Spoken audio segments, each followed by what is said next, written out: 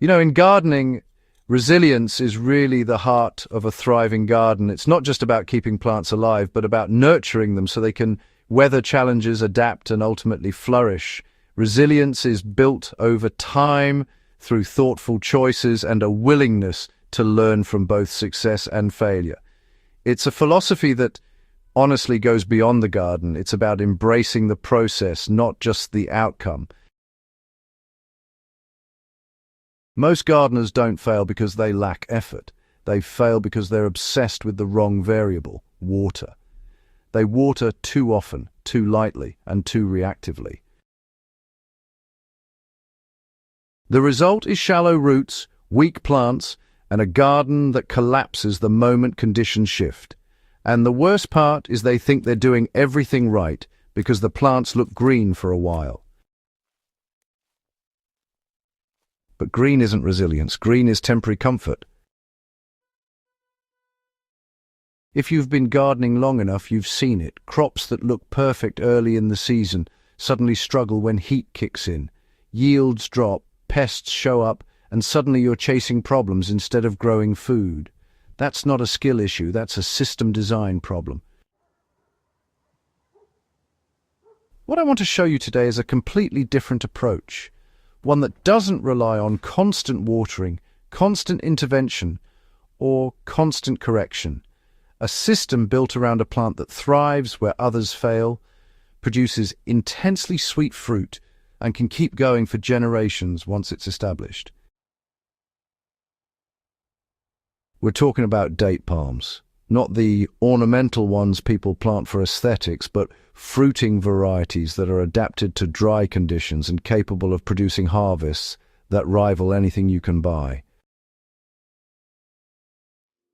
So let's talk about stress and support. Plants, just like people, need a little bit of stress to thrive, but too much can be harmful. The key is finding that balance. When we provide the right amount of support, we help plants build resilience, allowing them to produce better fruit and withstand challenges in their environment. It's a bit of a dance, really, between giving them what they need and letting them work a little for it. And yes, under the right conditions, they can produce fruit sweeter than dates you've tasted commercially, because you're controlling the stress cycles instead of eliminating them. Before we go deeper into the technique, I want to say something that matters beyond the garden. There are dog rescue organizations doing real difficult work every day, taking in abandoned, injured, and neglected dogs, feeding them, treating them, and giving them a second chance. They rely entirely on donations to keep going. If you're getting value from this and you care about nurturing life in any form, consider supporting one of these rescues. Even a small contribution genuinely helps and can mean the difference between life and death for an animal that has nowhere else to go. Now, let's get practical, because this is where most people either get it right or completely miss the opportunity. The biggest mistake I see with drought-tolerant trees is misunderstanding the establishment phase. People hear zero water and assume that applies from day one. It doesn't. If you skip the establishment strategy, you end up with a tree that never develops the deep root system it needs to survive independently. It stays dependent, and eventually it fails. So, when it comes down to actually putting all of this into practice, it's important to remember that patience and consistency are your best friends here. Start with regular, deep watering during the first couple of years. This helps encourage those roots to grow down, not out. Gradually, you'll want to reduce the frequency, allowing the soil to dry out a bit more between waterings. That way, you're training your tree to seek out moisture deeper underground. Stick with this approach, and you'll give your drought-tolerant tree the best possible start for long-term health and resilience. This is where, a tool like a 200-gallon collapsible rainwater collection tank becomes incredibly valuable. I'll link it in the description below, not because you're going to be watering forever, but because you need a reliable way to deliver deep, intentional watering during the first 1 to 2 years. Rainfall alone is often inconsistent, and shallow watering really defeats the purpose. When you plant your date palm, the goal isn't to make it comfortable. The goal is to guide its roots downward. That means watering deeply and then stopping. Not a little every day, but a full soak that penetrates at least 40 to 60 centimeters into the soil. In practical terms, that's about 20 to 30 liters of water per session for a young tree, depending on your soil type. If your soil is sandy, the water drains faster, so you might need slightly more volume. If it's clay-heavy, you need to be careful not to overdo it, but you still want depth. The key is spacing those watering sessions far enough apart that the topsoil dries out completely. That drying phase is what forces roots to chase moisture deeper. Now let's talk about the planting hole, because this is another place where common advice does more harm than good. You've probably heard that you should dig a big hole and fill it with rich compost. That works for short-term crops, but for long-term trees it creates a problem. You end up with a soft, nutrient-rich pocket surrounded by harder native soil. For long-term success, it's really important to encourage roots to venture out into the native soil, not just stay in the cozy spot you've created. Over time, this helps the tree become more resilient and better able to withstand drought or tough weather. So yeah, focus on gradual adaptation and deep, infrequent watering to set your tree up for a healthy, thriving future. Roots stay in that pocket instead of expanding outward, and the tree never fully integrates with its environment. What actually works is blending. You dig a hole about 60 centimeters deep and wide, but instead of filling it with pure compost, you mix your native soil with organic matter at about a 70-30 ratio. You want structure, not fluff. You want resistance, not comfort. That resistance is what builds strength over time. And don't compact the soil too tightly, but don't leave it loose either. Lightly firm it so that water moves through it evenly instead of pooling or running off. Once the tree is in, your watering strategy begins immediately. This is where that rainwater tank comes back into play. Instead of relying on unpredictable rainfall, you're controlling the timing. You give a deep soak, then you wait. In hot conditions, that might mean watering every 10 to 14 days. In cooler conditions, even less frequently. And here's the part that surprises most people. During this phase, the tree might not look impressive. Growth can seem slow. Leaves might not be as lush as you expect. That's not a problem. That's the plant investing in roots instead of surface growth. And that's exactly what you want. Now let's address pests, because this is one of the biggest hidden advantages of this system. Date palms are naturally more resistant to common garden pests than most crops. Their structure, their chemistry, and their growth pattern make them less appealing. That doesn't mean they're immune, but it means you're not dealing with constant infestations like you would with leafy greens or fruiting annuals.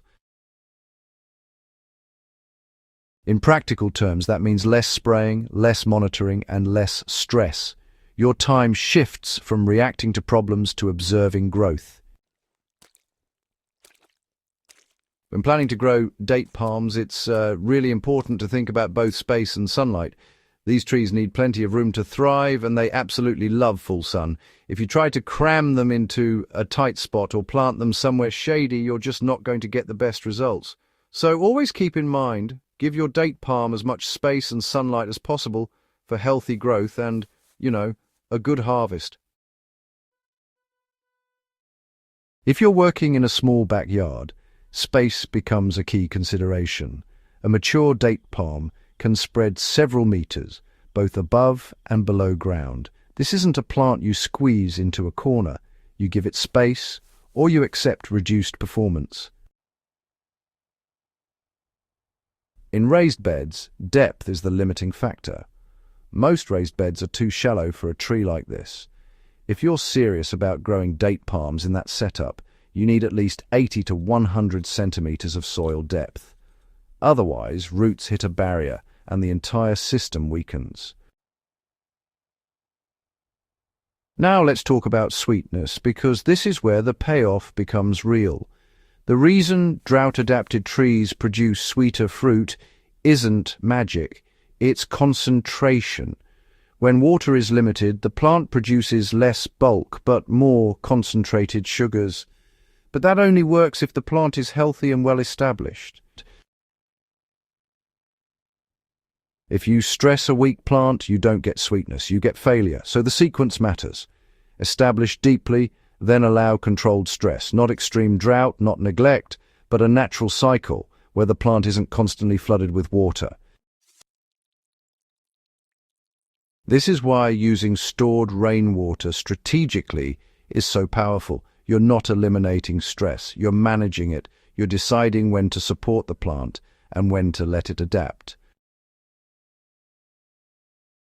Mulching plays a role here, but it has to be done correctly. A thick layer of coarse material like wood chips or dry leaves, about 8 to 10 centimeters deep, helps retain moisture without suffocating the soil. Now let's talk about environmental factors and maturity. These can really make or break your success with date palms. Things like temperature swings, humidity, and even wind exposure all play a part in how well your palm will adapt and thrive. And honestly, patience is key. Date palms take several years to reach maturity, so you'll need to give them time and consistent care to see the best results. Fine materials break down too quickly and can create a dense, wet layer that works against you. And here's something that doesn't get talked about enough. Sunlight is non-negotiable. Date palms need full sun, not partial, not filtered. At least 8 hours a day. If you plant in a shaded area, you're limiting the plant before it even starts. Drainage is just as critical. If water sits around the roots, you're creating conditions that date palms are not adapted to handle. If your soil holds water, you need to fix that before planting. Add sand, improve structure, create channels. Do whatever it takes to prevent waterlogging. Over time, as the tree establishes, your role changes. You go from active management to occasional support. You might water during extreme drought, but most of the time, the tree handles itself. Rainfall becomes enough. And again, this is where having a rainwater collection system gives you flexibility. You're not dependent on municipal water or inconsistent rainfall. You have a reserve that you can use when it actually matters, not just when it's convenient.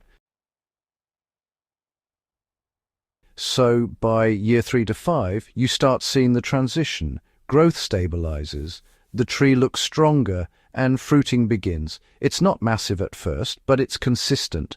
And, consistency is what really builds over time.